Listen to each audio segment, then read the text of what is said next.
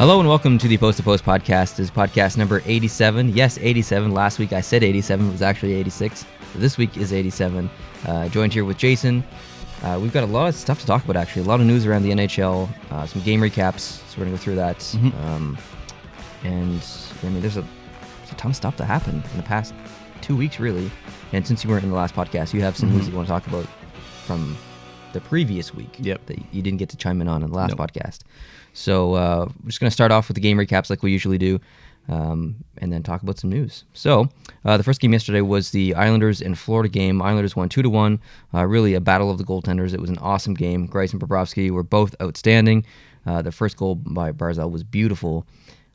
But I don't know if it would have been a goal because of the way that he scored it. If he was a left-handed shooter, I don't think it would have went in because he waited, and then he had that space to pull it from right to left. And if he had have been a left-handed shooter, I don't think he would have had that space. So it's interesting that goal happened probably because he was a right-handed shooter. Florida had some bad luck on the Islanders' second goal, but otherwise it was a really good game. These two teams played each other in the playoffs a couple of years ago. It was a great series. It kind of felt like a continuation game from that series. So good to see a little bit of a rivalry between these two teams that you wouldn't necessarily think that would be rivalry against. The second game of the day was the Buffalo-Tampa Bay game, which happened internationally. Tampa Bay won 5-3. Honestly, a lot of the players looked tired. I didn't watch a lot of this game. I watched the first game that happened between the two. But this game, a lot of the players look pretty tired. And I mean, you're traveling a lot. And you have 2 games to play in 2 days. You have the media events, the press events, because you're going around, you're meeting fans over there and stuff. You're in a new country. You're not just going to want to sit in a hotel even on your downtime. You're going to want to do some sightseeing and stuff. So, they were on the go. But regardless, I mean, 5-3, that's a pretty high-scoring game for the fans there. That's awesome. Seeing a high-scoring game. I've been to NHL games where it's been a pretty low-scoring event. Good game, but, I mean, you want to cheer, right? So that's awesome. The next game after that was the Philadelphia-Toronto game. Philadelphia won 3-2 in a shootout. Now, interesting statistic. Now, we talked about this in the 2 podcasts ago. But the trend continues because Toronto, for the 13th time this season, has led in the first goal of the game. 13 times in 18 games, which is a bad trend. But there was a series where Anderson made some incredible saves in this game. However, the Flyers won in a shootout. And I mean, if you look at the Toronto Maple Leafs, if you define them, it's probably defined by offense. So I wouldn't necessarily pick the Flyers, no offense to the Flyers, to win in the shootout. I would pick Toronto to win in the shootout between these two teams just because Toronto's stacked. And I know Marner got hurt and he left the game, but still, I would still put my coins in the pockets of the Toronto Maple Leafs with the win. But they lost, and Philadelphia scored in that shootout with a very... I absolutely loved, and I told him before we started recording, Claude Giroux going in on the shootout and literally just winding up and slapping it in. Like, it was awesome. You don't see that. You just don't see that. It's like a chess match, like all the time. Like, player versus goalie. He just goes in and he hits the circles and just winds up and bam, it goes in. I was like, awesome. I love it. You might see that in like a practice or like the All-Star game just to be funny or something like that. But no, just straight to the point. Good on him. Yep. The game after that was a Montreal-LA game. Montreal scored all 3 goals in the first period, 2 by Weber. A real weird one in the first one. It kind of he shot it and then it went up in the air and it came back down in his hand-eye coordination. He hit it again. It went in. It was awesome. Quick looked like in the first period like he has all season. Questionable. The defense were letting him down. Puck watching. However, after the first period, Jonathan Quick was actually pretty fantastic. Let's see. It's an important win for Montreal. I mean, they leapfrogged Florida and Buffalo to get in third in the division, and now they're only 1 point behind Toronto with 1 game in hand and 3 points behind Boston. However, Boston has 2 games in hand on Toronto and 1 game in hand on Montreal, so it's not as good as it looks, but that was a very important win for Montreal. The game after that was the Ottawa-Carolina game, and Ottawa set a franchise record in this game. Do you know that? Yep. 2 goals in 4 seconds. 2 goals in 4 seconds. Pretty quick. I have a complaint. I'm gonna resonate the spirit of your dad here. when the second goal went in, he was halfway down the ice before they switched from the replay of the previous goal to the actual live gameplay. You didn't see the face-off win. Classic. You didn't see the pass. You didn't see how the guy got out. You just seen him basically going around that defenseman. I don't like that. If there's going to be a goal in 2 seconds, I want to see the whole 2 seconds. And I had to wait for the replay to see it, but they got to get their timing better on live and replay. I don't understand. I don't understand. Like it's not like it's like this isn't news. Like people have been saying this for a long time now. Like I don't understand. Like it doesn't matter if you want to show a highlight. And most of the highlights we see are the same highlight 5 times from different angles, which is fine. But maybe cut out that 5th highlight and only show us 4 so we can see the face-off. Yeah. Because sometimes things happen off the face-off, and it's not just goals, it's fights. If you got 10 camera angles on that play, we don't need to see 9 of them. Yeah. Give us 3, give us 4, give us, as soon as that play is being ready to be dropped, I want to see the players coming in, I want to see it dropped. Exactly, because if they are going to tee up and fight, maybe you want to see the conversation or the slapping each other on the shins beforehand. You want to see that stuff. Yeah. You want to see who's lining up against who's taking the face off after letting in a big goal, who's going to frustrating. But anyway, yeah, sorry about that. No, you're right. It is very frustrating. I got another statistic for you. Ottawa has faced a backup goalie 12 times this season. What's that say? It says that's disrespect. It is disrespect. It says that not every team, but most of the teams that are playing the Ottawa Senators look at the Ottawa Senators and think, these guys are freaking scrubs. I'm going to put on our backup because we don't need to play our best guy. That's a pretty big message to the Ottawa team. But, yeah. But anyways, big game for Ottawa. They won 4-1. Reimer wasn't great in that first period. He did make some pretty good saves. Carolina only scored 1 goal, but it's not like they didn't have their chances. They had 38 shots on net. Yep. Nilsson was just incredible. So good on Ottawa for that win. The game after that was the Pittsburgh-Chicago game. Chicago's first goal was a very nice tic-tac-toe. And to be honest, I didn't watch much of this game. I just watched the highlights, so that's all I have to say. But Pittsburgh did win in the shootout 3-2. Washington and Vegas, a rematch from the Stanley Cup Finals 2 seasons ago. Washington won 5-2. A lot of standing still and puck watching for Vegas in that first 10 minutes of the game. Washington went up 2-0, I think, if I remember correctly. But Washington will do that to you. They're so good at cycling the puck. Backstrom and Ovechkin, and even O'Shea has been there for 3 or 4 years now. They've all been playing together for so long. They're just a great puck cycling team, and it's easy to get distracted against them.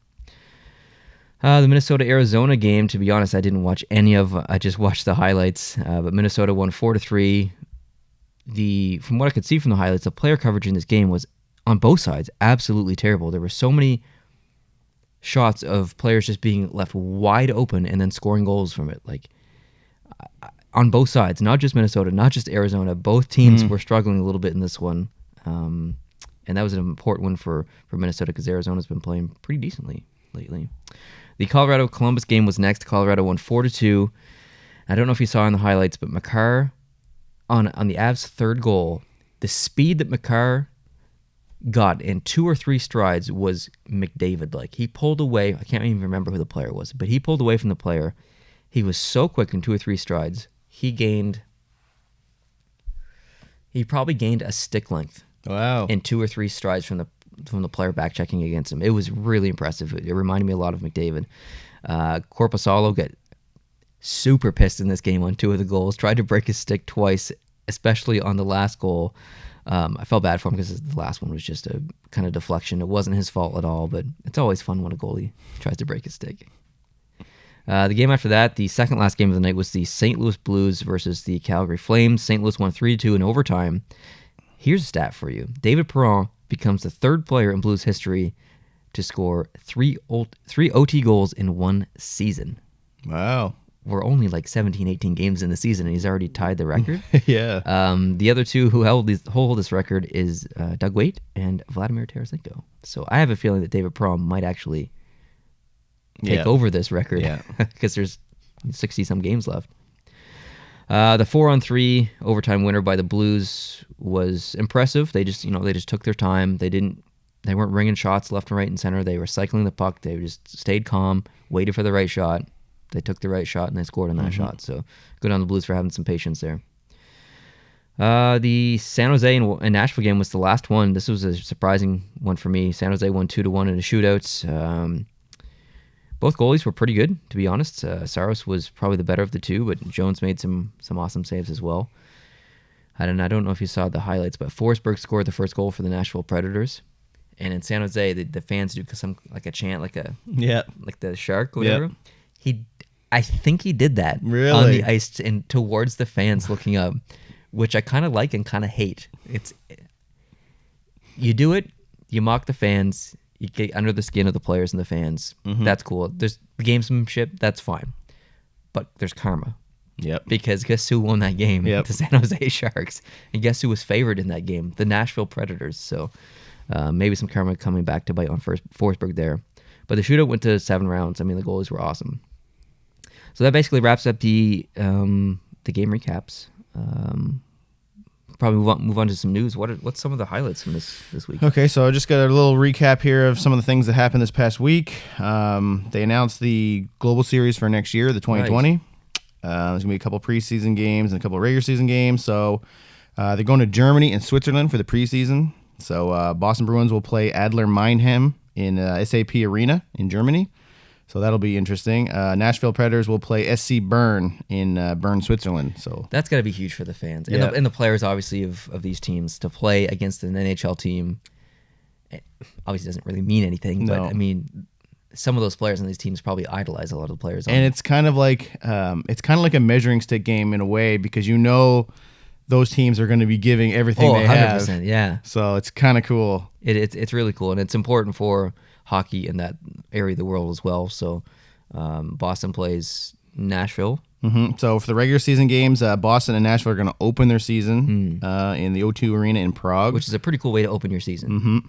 It's nice because you don't get the initial travel. Like, you're starting your season there, right? So you're not playing some games and then traveling. Exactly. So you're not losing that up front. It's coming back is when you're losing, if you're losing. So. Yeah.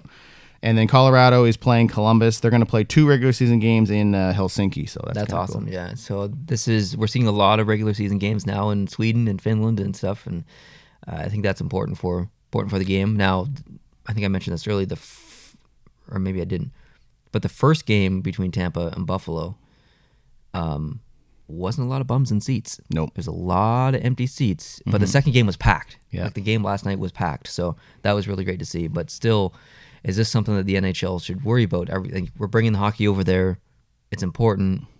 But if we aren't filling the arenas, is it worth it? Well, when Bettman gave that press release, he seems to think full speed ahead. Yeah, full speed ahead. So, I was mentioning this to you before we started. That was actually the 28th regular season game played in Europe so far for the NHL, which was actually higher than I thought. That's incredible. 20 games. I remember when we were doing this podcast like 2 years ago when we first started, we were actually talking about regular season games and whether we liked them or not. Yeah. And now it's turned into this thing where clearly they're going to maintain it. So exactly, because I think at that point that was before any of the global series games had begun. I think it was the first year coming up for them.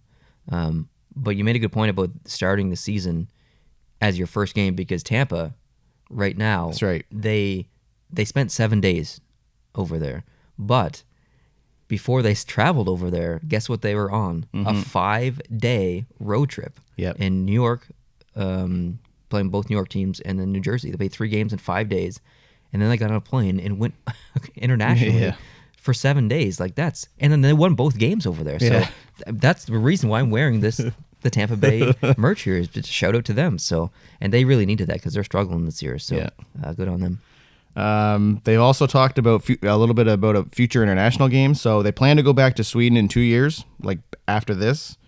They said probably in Stockholm, or there's a couple of other cities that have expressed interest. They're also discussing internally playing in Eastern European countries, including Russia. So he said if there are going to play games in Russia, he doesn't want NHL versus KHL for obvious reasons. He wants 2 NHL teams. So whether or not that happens, I don't know. But internally, it is being discussed, and that did come out of Bettman's nose. So that's interesting. If a KHL team beat an NHL team, that would be huge bragging rights for Russia. Obviously, Russia is a huge hockey market. Yes. I would think if you took the NHL to Russia, sell out easily. But yeah, you can't go in there with a team and then get your doors knocked off by a KHL team. That would make the league look really bad because you got basically the number 1 and number 2 leagues going against each other. So that's a slippery slope. They need to. It's tough. And what 2 teams would play in Russia? Because you've got Washington with Ovechkin and Kuznetsov, who I think is Russian. Yeah. And you've got Pittsburgh with Malkin. There's all kinds of potential Bay there. With Kucherov and Vasilevsky. I just don't know. I don't follow KHL at all, so I don't know if there's like a stacked team over there right now. So I don't know if it would be like kind of a stacked team against like an okay team. Like there's no real NHL team that I would say is like super stacked. Like there's teams that have more better players than others, but there's no like real big super team right now. I don't know in the KHL. Yeah, I think there is. I think it's like CSK Moscow or something like that, or I don't know what it is. But anyway, so if we do see a game in Russia, it's likely not going to be against the KHL. And for the last part about the international games, at least for me, he talked about an outdoor game in Europe, and I'm actually going to read the quote Bettman said because it's actually quite interesting.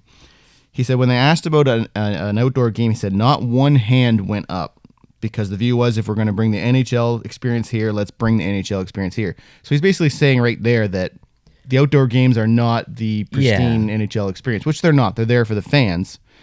But if you're in Europe and you don't get those regular games, you got to give them those regular games. That's right. But I will say that Europe is probably the best place as far as arena or stadium availability with all the soccer arenas over there and stuff. But, I mean, weather is an issue as well. But if we can have an outdoor game in California, I think we'll be fine in Europe. Yeah. He basically said that the outdoor games are less typical. They're more big tentpole events, and they do those in North America because that's where it makes the most sense, which for...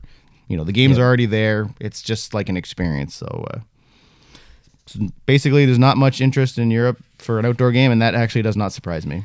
I was going to say I don't necessarily agree with Gary Bettman very often. Really? Oh, but I agree with this. Yeah. If I was in Europe, I would want to see an inside game the way it's meant to be played and have it mean something. So absolutely, I agree. Totally agree. That covers the international part, hockey. I guess. We talked about women's hockey, the women's hockey league stuff a while ago. I don't even know when that was. I brought that up for and the only reason I'm talking about this because there's not really much news about it. But Elliot Friedman brought it up on Hockey Night in Canada last Saturday, and I was reading a bunch of different sites about this. That doesn't just get brought up for no reason. That's huge. Like when Elliot Friedman talks when about there's nothing going on there publicly, and this gets brought up by probably the most watched. Oh, yes. Segment of in-between period hockey, like on a Saturday night, there's something going on there. Yeah. So Elliot Friedman is reporting that the league is preparing internally to have its own women's league in the event that the National Women's Hockey League disappears. There's a players' union for the women right now who are trying to get out of that and make that not happen because they all basically want the women like the NHL to run their own WHL, and they have the trademark for that already. Like it's all copyrighted. Oh, really? They've already gone that far. It's been done for a while apparently. Like they've just had it. So good on them. It's just interesting that there's rumblings of that being made publicly because he wouldn't bring that up when there's all this stuff to talk about. He just all of a sudden goes to women's hockey. Yeah. So there are some teams I didn't write it down, but there are some teams that are distancing themselves from the current league. And they're kind of backing players who are in the union because right now there's all those women's are like basically boycotting right now. Yep. So I think because Elliot Friedman's talking about it, there's going to be some news coming about that within a year probably. What cities do you think would be? Okay, so they mentioned it in the article I was reading. They said at least there's going to be probably 6 teams if they went with it, with at least 2 in Canada. So 2 or more. Okay. Elliot Friedman thought 2. And then the other article I was reading where they had some person that was like the former something, I can't remember. He said at least 2. So more than likely it's probably going to be 2 or 3 in Canada, probably 2, and then the rest in the States. I'd like to see Calgary, Toronto, Montreal, New York City, Boston. I believe Boston's women's team in the current league right now is undefeated. I think they're 6-0. I think they have a pretty legit hockey team right now. And maybe like Chicago. It's hard because we don't know the demographics and for the markets, right? Yeah, I guess you have to take travel into consideration too. Maybe that's what Calgary's pretty far west. Yeah. So if you keep the league generally on the east, Yeah. it makes it easier. And Like, it's not going to be a high revenue generating thing. But like, we don't need to get into this conversation because we had it before. But I think we all agree that a women's league is important because there's didn't they say like 50% of the fans are women? Like, yeah, it's grown huge in the past 10 years. It's massive. So it's important that women and young women and girls have things to look to other than the Olympics every 4 years. So I mean, honestly, I would definitely watch some women's league sponsored by the NHL if it was like on TV and easily accessible. Yeah. I'm watching that for sure. It's just the only reason, like I said, the only reason I brought that up is because Elliot Friedman mentioned it, and when he usually says something, there's something going on there. You listen. Just interesting fact. Speaking of the Olympics, someone again asked Bettman about the Olympics. Once again, he said it's incredibly disruptive to the league. There's not much news. He's been talking with the IHF president. I think his name is Rene Fassel or something like that. It's very close to that, if not. They've had a lot of discussions. I think the quote was many, many discussions, and he just keeps saying they're more philosophical and procedural discussions. So basically, he still has I wrote down bullets. He has the same issues that he's always had. Number one, the shutting down the league for 2 or 3 weeks that affects revenues from the owners. We've had this conversation before. I don't agree with that. I don't agree either. The games are still going to be played. Yeah. They just play them later. Exactly. You're not losing games. Like, I don't know what you're losing. Like, start the season a week earlier and then start the season or have the season go like a week later or something like that. Is that like... there are so many options. That's a kind of a silly option, but there are so many options to get around. I would need that one explained to me on the other point of view, saying why they lose money from that. Yeah. Like, do they think if they take a 2 or 3 week break, people are going to lose interest and it's going to take them a couple games to get back into being a fan again? Like, because the Olympics usually happen in late January, early February, I think. Yeah. I mean, it's right in the middle of the season, which makes sense, but I don't know. Yeah, I don't understand the revenue. He's also worried about star players suffering injuries and how that will affect their team season. That's a fair point. That's a fair point, but that's on the shoulders of the players. The players don't have to go play in the Olympics. It's their decision. That's right. But if you're the team owner, you don't want your player potentially hey, I've got $90 million invested in you. I don't want you sitting in the press box while I'm paying you that money. Maybe the player should sign a clause where if they decide to play in the Olympics and they get injured, they don't get paid. Well, that brings it kind of to the third point is there's insurance conflicts between the IOC and the NHL. Basically, I don't know how many times we've talked about this. The IOC is the bad guy here. Like, they're the ones not giving anything. They want the players, but they don't want to give any for them. And like the last point is the NHL can't promote that they're going to the game. Yeah. They can't advertise it. They can't say, hey, they can't show clips from their players when they do awesome things. Yeah. So, I can't say I'm against Bettman for those points other than maybe the loss of money. Absolutely. And from what I understand, it's been like this for a long time. Yeah. They've just been dinks for a long time. It's almost like they're playing a game of chess, but they're just not playing because IOC just doesn't care. They don't care. They know that they're in control. Yeah. And like they can do whatever they want, and it's frustrating. So, again, it is China. China is... NHL is investing a lot of time into China right now. They have a lot of sponsors in China. If you watch a Bruins game and you look at the boards, I think like 3 or 4 of the advertisements on the boards are Chinese now. So, which is pretty incredible, really. What do you think? Do you think they're going or? No, I don't.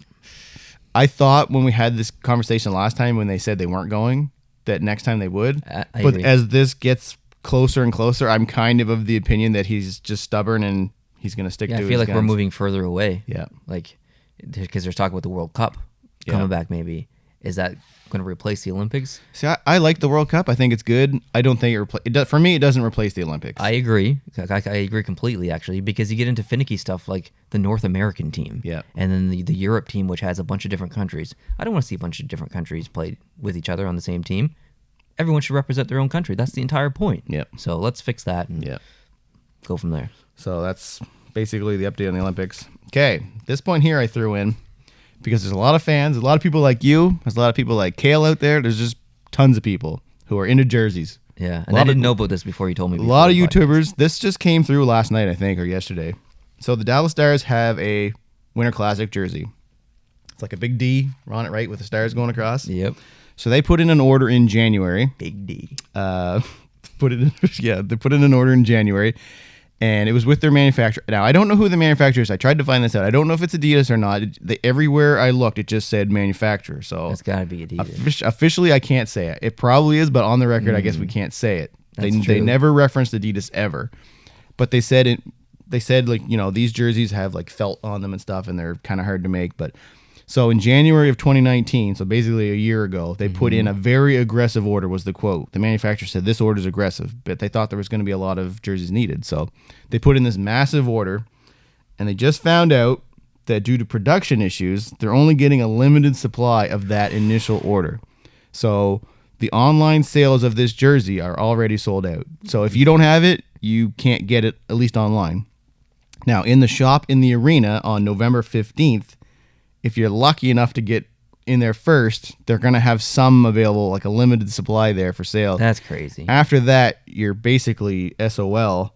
They are trying to add additional inventory by December, but there's no guarantee that they're getting any, was the quote. So when they put a message out on Twitter yesterday saying the classic nature of our Winter Classic jersey sweaters with felt lettering and unique threads makes producing these exclusive jerseys more difficult, and we may still find ourselves at a deficit of jerseys after this solution is confirmed. So they don't even know if they're going to be getting more in December. This could be it. This turns this into a kind of valuable jersey just because it's a limited supply jersey. It does, and I'm glad I don't want it. It sucks for Dallas fans. It does suck for Dallas fans. Like, it's not a terrible jersey, but it's not like... Even if it was the most hideous jersey ever, you still want to be able to get it.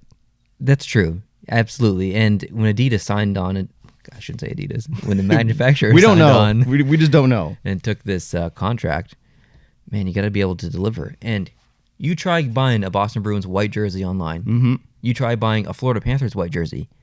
You literally can't. You can't get it anywhere. The only way you can get a white jersey for a lot of the teams is if you buy it in the arena, and that's ridiculous. You should be able to buy white or dark Adidas jerseys online, lots of places. And in fact, if you go to NHL.com and you go to the shop and you want to buy a dark Adidas jersey for certain teams, you can't. There's none on there. That's unbelievable. How do you go to the NHL.com store and try and buy an Adidas jersey, the manufacturer that makes the jerseys for the players that were on the ice, and you can't? You have to go to a third-party dealer like Dick's, like Lids, like Pro Hockey Life. Mm-hmm. That's unacceptable. Yep. Fix it. So, Is there Nashville Predators jerseys that... Are they in the same boat? No, this is only Dallas. Only Dallas. So, like I said, I don't know. I don't know if it's one... I would assume it's the same manufacturer doing both teams. I don't know. I don't know if they have their own. Like, I just don't know. But you would think in January, when you put an order in, you would think by November... Yeah. That's kind of late news to be telling people, hey, by the way, we're not going to have enough jerseys and online sales are off. Exactly. And they weren't even sales, they were pre-sales. So if they're going to have these special jerseys for these games, and if you can't sell them to the fans because you don't make enough, then what's the sense in having the special jerseys? Just wear regular jerseys at this point. I don't know. So, I don't know. I don't know who I'm more mad at. Like, I guess I'm not mad at Dallas because, they tried to put in the big order. It's not Dallas's fault. But it's brutal that it's this close to, you know what I mean? Like, think about the money. All the money on the table, they're just letting go. I'm sure Dallas is not happy about that. Like, the manufacturer needs to get their S together and start making some jerseys because they're missing out on probably literally millions of dollars. It's interesting that the quote is after this solution is confirmed, as in we don't know whether we're getting more in December. Yeah. So basically, if you're in Dallas and you did not order this jersey and you would like this collectible, say you're going to the game, say you're just whatever, you just want that keepsake, you basically got to show up super early, probably pitch a tent in front of the net, and then get to the friggin' store as soon as you can when they open the doors and get in line and try to be one of those people that are going to buy one. Because those things are going to go up on eBay for an atrocious amount of money. Yeah. So Cordell or Fro, if you're down there and you want a jersey, you should get you should get it in person and save it for the rest of your life. That's right. And the last little note I have is just kind of like a little Atlantic plug. So Halifax, Nova Scotia here in Canada is looking to get a CFL team. The organizing is SSE, which doesn't really matter. Schooners Sports and Entertainment. They basically said if they get approval by the city to build their stadium, which I think is $110 million and 24,000 seating capacity, If they get the approval for that, the next step is to immediately put in for an NHL Heritage game. You said 24,000 is the 24,000, yeah. So that's bigger than any NHL arena. So obviously it's outdoors. It's an outdoor like football stadium, yeah. So when these Heritage Classics and stuff happen, now they're in stadiums that can hold. I don't know what this like. Sometimes in the States they have them in ball parks and there's like 80,000 people. 24,000 would be on the low end. I would say very low end, I think, for an outdoor game. But I mean, it's Halifax. That's right. And I think there's enough outdoor games now that I would think the NHL is probably okay with sending them like all over the place. I don't know. 24,000 is low, but it's not very profitable for the NHL to bring a Heritage Classic game there.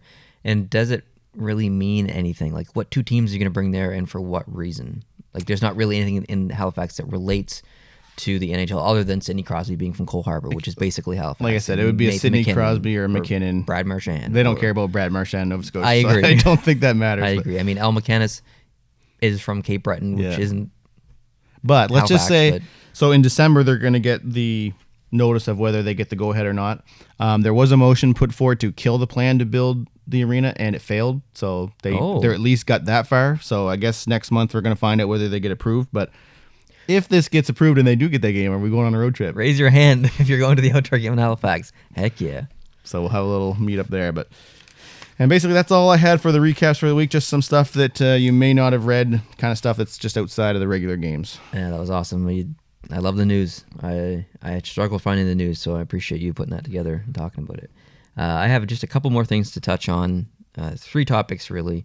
I want to talk a little bit about the Detroit Red Wings because they pulled off a trade this week, and it paid for them pretty quick because here's the trade. Detroit trades Jacob Delarose for Robbie Fabry, and Fabry scored 2 goals in his first game against the Boston Bruins, and they won that game, actually. I wish we had a soundboard here right now. Boom, boom, ba-dum. Just like Debbie Downer. Oh, that soundboard's coming. Don't worry.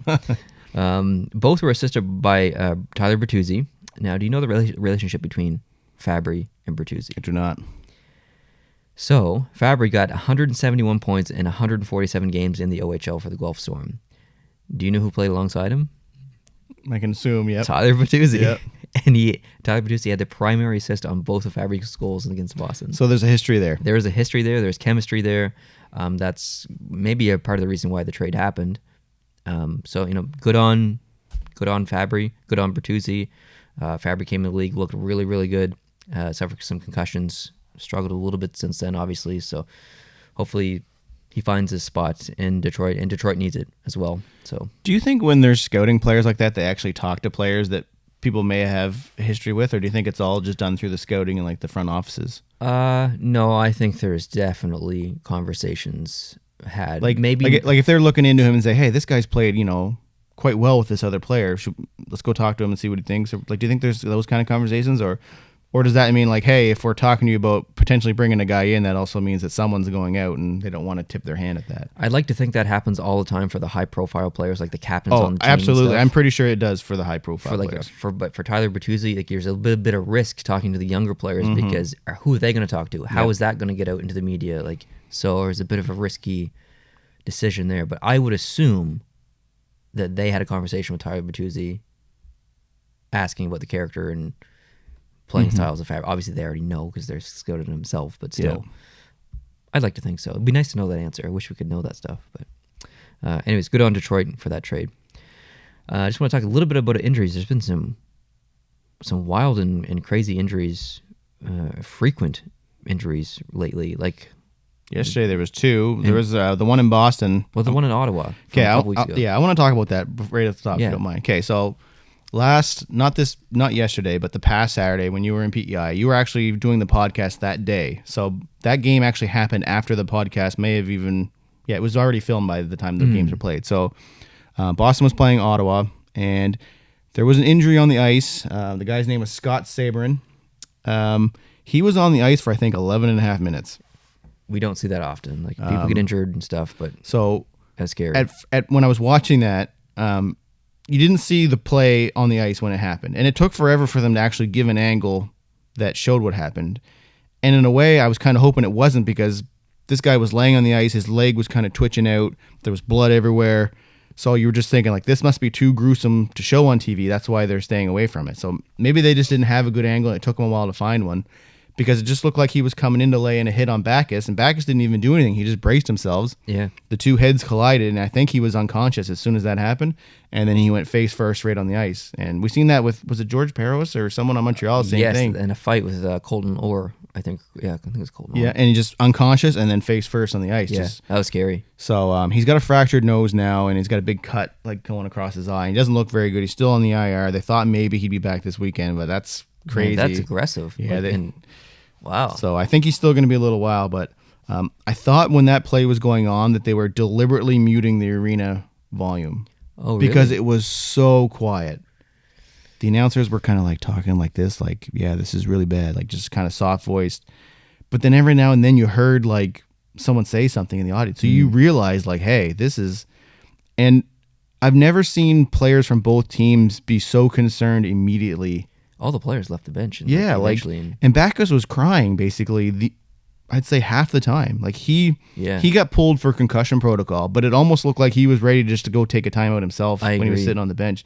And you even had the Ottawa players coming over and patting him on the shoulder because he didn't do anything wrong. Yeah, he just braced for the hit, and they hit heads. And honestly, that could have been him on the ice. Like to say, it was kind of a freak accident. He's had a lot of concussion history in the past, Backus has, so I think it kind of resonated with him a little deeper than maybe someone else. Like maybe a younger player might have just like, hey, I didn't mean to do anything. But, yeah. He was obviously shook up about it, and it was pretty scary. Like I remember the last time Boston had a big injury like that. I think it was Pacioretty against Montreal, where he got driven into the boards, kind of where the announcers sit between the benches. The tangent thing, and that was before they had the glass rounded. That's why the glass is rounded. And he was down for a while, and I thought he was actually dead. Like I thought he was too. That was a real. His neck just went back. So. It just goes to show, and I'm going to bring up another thing, because I was actually watching the game with my dad, my brother-in-law, and my brother-in-law brought up the point that the players' neck straps or their helmet straps kind of just hang. They do. Like literally, what is the point of wearing that when it just falls off? I know. It is kind of silly. So like, if you don't, like, I understand why you don't want the full facial mask, because you got to be able to see the players' faces. Like that's a huge point. Yeah, like, it's already probably the hardest sport to see what's going on. So when you have those angles that you can see their face, you got to get them when you can. But, exactly. But I don't know. I think they need to tighten those up. I actually agree. It shouldn't be like you can see them like they'll just like. I can't, obviously for the people that are listening can't see this, but if you just like squint your eyes, your helmet shouldn't like come up off your head and hit your strap. So because Leo Komarov has gotten in trouble many times because he has a visor, he doesn't like it, and he wears his helmet way up like this, and the refs tell him to put his helmet down because he's not supposed to wear it like that. So I don't know. So if he can raise it up this far and there's still room in the strap, I mean the helmet could easily come off. Yeah. So I don't know if the strap was tight, if that would have prevented his nose from hitting the ice. Like I don't know if like maybe the heads collided and the helmet went up, and then his full face basically just smashed. Like that's a brutal injury. Like it's anyway. I before you get into your injury, I just wanted to bring that up. I know it was more than a week ago. This is usually just recaps for the past week on the podcast, but that happened after. So I just wanted to bring that up because it was pretty scary when it was going on. It's good to talk about though. And unlike a lot of other leagues, like say you're watching football, if there's an injury in the play, they go to commercial. Yeah, and it's true. They didn't leave the play. Like I think Montreal was playing at the same time. Both games started at 7 Eastern, and the Boston game was all of a sudden like 20 minutes behind because they stayed with that injury the entire time. So I like that. I think that's respectful to the player. It shows concern, and I think the players handled it well, and that's pretty much all I want to say on that. Yeah, no, it's good to talk about because it's not good to talk about because obviously you don't want to talk about that stuff, but an injury like that does not happen very often. Like the last one you mentioned was George Peros. They're pretty freak. 4 years ago. Yeah. So 4 or 5 years ago. But I mean, there's other injuries too. Zadorov is week to week with a broken jaw. Man, if you can only be week to week with a broken jaw, I love this sport. Yeah. If this is basketball, you're gone 6 months. If this is soccer, you're retired. You're done. Like week to week with a broken jaw, heck yeah. Marner left the game last night with an ankle injury. Stahl owed at least 2 weeks for the Rangers with an ankle infection, I think. I have a complaint to make about the Marner injury as well. When I woke up this morning, I had a notification from the Sportsnet app, the TSN app, Google Now, and one other thing, all saying Marner injured. A little bit of bias, So favoritism. I think there. 3 were apps and 1 was just Google running in the background with thinking this may be relevant to me. Like, okay, chill out, Leafs. Like, I don't need 4 different people telling me your player got hurt. Exactly. Like, yeah, he's not playing today. He'll probably be back this week. So not a big deal. Letang week to week with lower body injury. Sidney Crosby with lower body injury. There's been a lot of injuries in the past 9 days. So it happens, but just wanted to mention a few of them. Now, the last thing I want to talk about is a player that you've probably never heard of. Do you know the name Brad Hunt? I do not. Yeah, basically me either. However, he plays for the Minnesota Wild. He has 10 points in 17 games. Not too bad. Pretty respectful numbers, especially for a guy that you've never heard of. Yep. He's making the league minimum of $700,000 per year and has more points than these players on his team. Hit me. Spurgeon, who's making 5.1. Suter, who's making 7.5 million per year, and those are 2 defensemen, so maybe you shouldn't have counted those in there, but whatever. Zuccarello, who's being paid $6 million a year, and just to note, he's only played 13 games. But Dumba, Koivu, Parise, Fiala, Hartman. So, shout out to Brad Hunt, who most people probably don't even know. I didn't really know his name that well. Don't really know a lot about the guy, but he's got 10 points in 17 games. He had 9 points in 16 games. He got 1 last night, I think, if I remember the stats right. But yeah, I mean, when you got a player being paid the league minimum of $700,000, putting up 10 points in 17 games, even if you're not winning a lot of games, at least there's that flash in the pan you can be excited about from this player. Mm-hmm. Maybe this is all it'll last. Maybe he'll be great this season, and then next season he'll be nothing. But I just wanted to mention it. It might give him a nice little boost in salary though. Like maybe like put him up a couple million or whatever. Absolutely. So I just wanted to mention that. Haven't really watched him play that much. Just was reading some statistics, looking through the teams, seeing who had what points and stuff, and I just noticed that name kind of stood out for me. So if you're a Minnesota Wild fan, you have seen your team play this year, give me your thoughts in the comments about Brad Hunt. I'd like to hear more about this guy. So that really wraps it up for me. I don't really have much else to talk about. Do you? I don't think so. No, I think we're okay. Do we want to talk about anything about the podcast, like what our plans are, or do you just want to? I mean, yeah, we can talk a little bit about it. So, number one, we're going to build a desk. Yeah, that was brought up in the last podcast. So we want to. We're still looking at. I guess we could take feedback because we are going to try to build our own desk. Yeah. We want to build a desk where we can have more than just 2 people here. So we want to be able to bring like a third in, maybe a fourth, have like a little round table as they call it. It's probably just going to be the 2 for the most part, but every now and then it'd be nice to have a setup where you can easily add a third or maybe a 4, because our 4 setup in the past has never really been good. We've all been just sitting shoulder to shoulder. We've been able to do 3 okay. So we're looking at either having like a kind of like a half circle, like a half moon, or a half circle. If we did like kind of like a clover, we need multiple cameras to be able to. Yeah, that would be awesome, but I don't know if that's. I'm thinking the half circle with the straight side being the camera facing side with a little lip at the front. Yeah, and I think we're going to try and get post-to-post cutout in the wood and then light it from the background. Mm-hmm.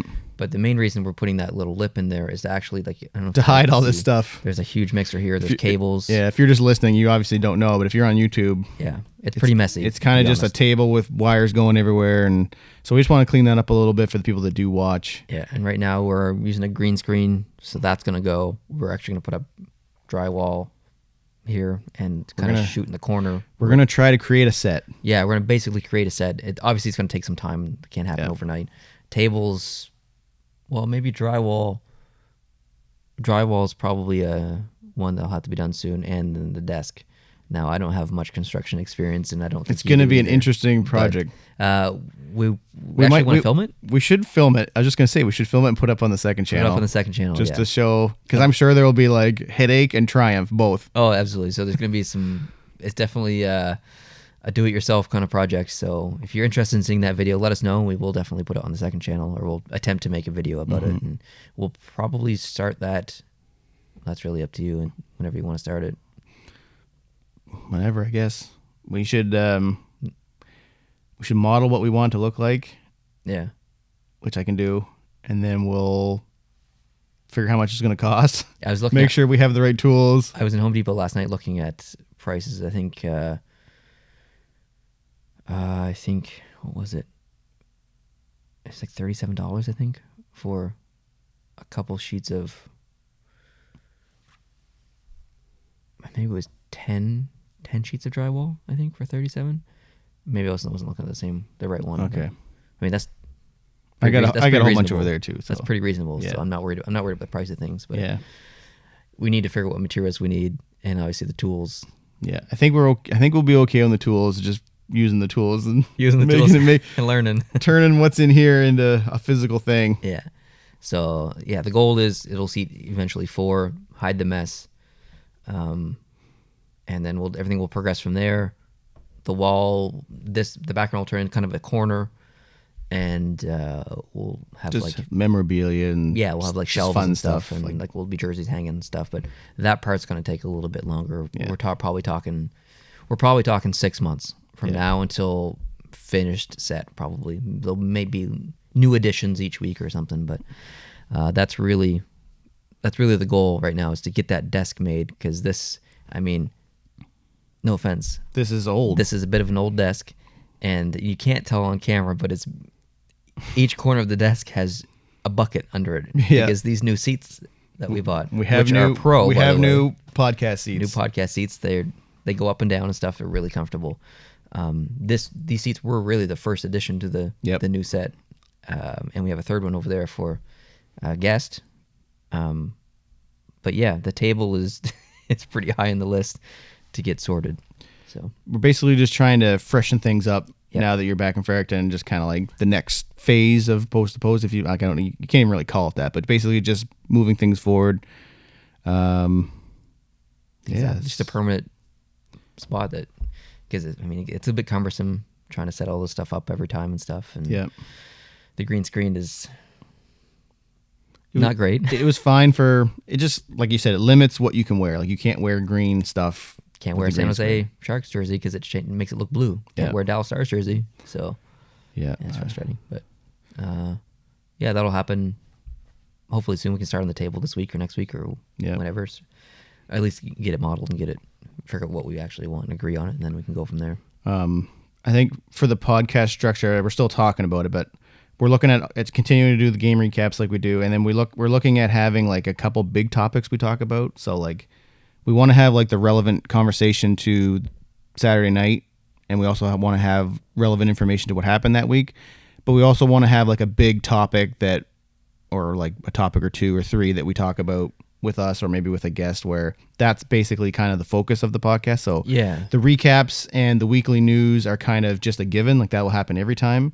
But the kind of meat or the big feature point of that podcast will be the discussions we choose to talk about. Yeah, and then that topic will come with like opinions. Like maybe we won't agree on it, and we'll discuss like, well, this is why it should happen, and then you could say, like this is why it shouldn't happen. This is a situation. Yeah, and here's a discussion, pros and cons, what people like, what people don't like. Yeah, because I could sit here all day and read game recaps and scores and stats and whatever, but I think the value of a legitimate conversation that's not scripted and just like just talking out a topic, I think for me that is like if I was a viewer, that would be a very valuable point of a podcast for me, because that's the stuff that I listen to when I'm listening to sports stuff. I want to hear people debate or discuss a topic and give their ideas and stuff. So I would like to provide that if I can. And it's nice when you can hear like different sides of a debate too. Like even if you don't agree with them, it's nice to hear like, what some people think. And it's just, I don't know, it's just a little bit different than just saying what happened. So exactly. I was also thinking, we haven't discussed this, but it would be cool to have the viewers, and we kind of did this in the past, but have the viewers kind of be part of the podcast a little bit. Is if there's a way we could take questions like every week in some format, whether that's on Discord or something, and we could just answer just a couple of questions. Like this question came in from the Drake 2016 or whatever. Just kind of answer just a couple questions every week. Doesn't have to be a long segment, but gives them a chance to kind of contribute a little bit. And a lot of the questions that we've got in the past have actually been really good. So I'd like to do that again. We can figure out how to do that some way. But and if people have suggestions or things they like on the podcast that maybe we don't do enough of, or we do too much of, or stuff like that, like you can't really ask for Brent back That's not going to happen except for the odd time when he either comes to town or Neil goes back to PEI. Yeah. So I apologize for that. He may film the odd segment. Yeah. So, but things like structurally, like if you like it when certain things are done, let us know about that, because like I said, we are kind of refreshing things right now just to try to keep going with it. So now's the time. If there's things you like, things you don't like, just let us know, and we'll, I won't say we'll do it, but we'll definitely consider everything. Like, now's the time. Leave your feedback, leave your everything. We definitely want to hear from you guys. And on the second channel, which we won't release the name yet, we have one in mind, but I don't remember what I said last week on the podcast, but I think we plan on doing tech reviews. You didn't say anything. Like, so if I get new speakers, maybe I'll make a video about the new speakers. If I got a new phone, maybe I'll make a video about the phone. I'm not saying it's going to be educational. I'm not saying it's going to be entertaining, but at least maybe it might help someone if they're thinking about getting a phone and they watch this video. Maybe it'll help them. I don't know. Just different stuff. Want to do some baking? I don't know if you guys know, but Jason's actually a pretty good baker and a pretty good chef. It's really. Not called Bake to Bake. No, it's not called Bake to Bake. The second channel is not Bake to Bake. It's not. Like, I'll just say that right now because I know the comments will be like, Bake to Bake's coming back. It's not coming back. No. But anyways, like, and these aren't joke videos. These are real videos. Like, you make some awesome stuff. So I think it'd be cool to share that. Just super quick videos. Like, not talking 30-minute making videos. I'm talking 5 to 8 minute instructional videos. And they're not going to take away from the main channel. No. It's important to say that. Yep. It's basically just the way I would consider it. Like, we're still trying to nail down how it's going to be, but it's going to be just like a different side of you or us or whatever. It's going to be like behind the scenes kind of things, like personal stuff, informational stuff, like you said, just different than hockey. Yeah, just other than hockey. So there'll be stuff on there that you'll like. There'll be some stuff that doesn't interest you. Yep. It's not designed to be everything for everyone all the time. It's kind of just different stuff. Like, it's designed to bring in people that may be interested in just one video, or it could be just for people who are fans of the channel and for you to just see all the different stuff that you're interested in or stuff you're doing. It's really just an extra channel. It's everything that doesn't fit on the main channel that I kind of want to talk about. That's right. I want to do. So, it's just for those that are interested. It's just something else to check out if that interests them. So, I have a couple of ideas that are food related about us trying food, but I'm not sure if I want to do those on that channel or Canadiens Try Stuff, because that kind of still exists, but it would be interesting to do it on the second channel because of the way that I want to do it. But anyways, leave your feedback on for the main channel, for the second channel. I'll still be doing videos throughout the week, and I finally have internet now, so I can upload from my place, and I'm going to be filming individual videos at my place as well. I have some jerseys to unbox, and I want to start a series called 5 Things I Like About, and then insert team. Like, so 5 things I like about the Boston Bruins, 5 things I like about the Tampa Bay Lightning. These are going to be quick videos, talking like 5-minute videos, just quick, easy, hopefully fun to watch 5-minute videos that, we had a conversation last week about things you wanted to start including in videos. Do you want to mention that, or do you want that to be a surprise? Things that, what do you mean? Things you want to start including in videos that you weren't doing before. Like what? I don't want to say it in case you... Things I was going to start including in videos. Oh, yeah, actually, because I was thinking about doing that for the podcast, but I mean, it doesn't really make sense because a lot of people listen to the podcast, but the channel's not monetized, so there's no, like, if I show a clip of Claude Giroux taking a slap shot in a shootout, I can't monetize that video. But I can't monetize any video anyway on this channel, so what's stopping me from showing that clip? How many times have we had people in the comments say, show the clip? Yeah. So I may as well just start showing the clip. It doesn't really affect me anyway. That's right. The video might get monetized, but not for me. The NHL will get that profit. Right. Unfortunately, I have to watch an ad, but at least if we talk about something, I can actually show what I'm talking about. Yeah. So I might start doing that. Let me know your thoughts. Yeah. So I think that's interesting. Yeah. But... anyway, that kind of wraps it up, unless you have We're good. anything else. All right, thanks for joining me, Jason. I really appreciate it. Yep. Next week, you will see him as the Post to Post podcast. I don't know if the people want that, but You're the original host. You're the OG host. how many did I host before you moved or we took off? Was Look it at like this. Do you know who creates papers like this that are really well organized with all the information? A host. Does Neil do this? No. Jason's an awesome host. When this podcast first came out, he had things laminated. It was awesome. He had all the coaches and the GMs a list laminated, so we just had the information there. That is indicative of a host. So. It was designed to be something easy for you to do that you didn't have to put a lot of work into because you were already putting all the work into the other things. Yeah. It's like, hey, let's do a podcast. You just come to my house. We'll film it downstairs. You just got to show up and talk. And that was like that for 6-8 episodes, and then you moved, and then all of a sudden he's got all that other work to prepare for. So yeah, so if you would be the host, that would be awesome. So next week you might see Jason as the host. Yeah, I have nothing else to report. We're good. All right, thanks for joining me. I really appreciate it. Hope you guys are watching lots of hockey. Hope you had a good week, and hope you got a chance to see one of the 2 Global Series games, because it's pretty cool to see the games in those arenas over there and those fans and that whole atmosphere. So take care, guys, and we'll catch you next week. Adios.